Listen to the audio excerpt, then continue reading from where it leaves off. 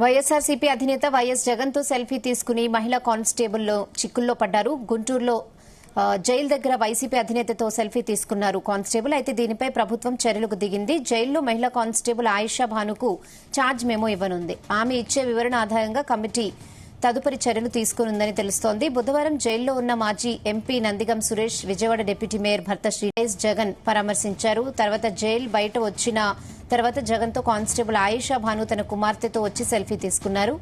ఇది సోషల్ మీడియాలో వైరల్ కాగా విధి నిర్వహణను పక్కన పెట్టి ఆమె ఇలా చేయడం సరికాదనే అభిప్రాయాలు వ్యక్తమయ్యాయి. ఈ అంశంపై జైలు సూపరింటెండెంట్ రఘు స్పందించాల్సి ఉంది.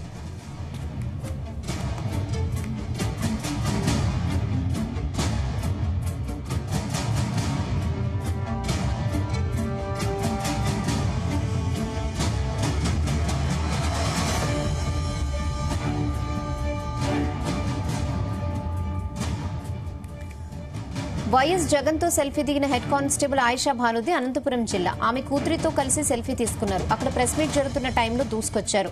నేను మీ అభిమానిని, అందుకే సెల్ఫీ తీసుకుంటానని చెప్పారు. జగన్ కూడా ఓకే చెప్పడంతో ఇద్దరు కలిసి సెల్ఫీ తీసుకున్నారు. విధుల్లో ఉన్న టైంలో అది కూడా జగన్ అభిమాని అనడంతో ఈ విషయం హైలైట్ అయింది.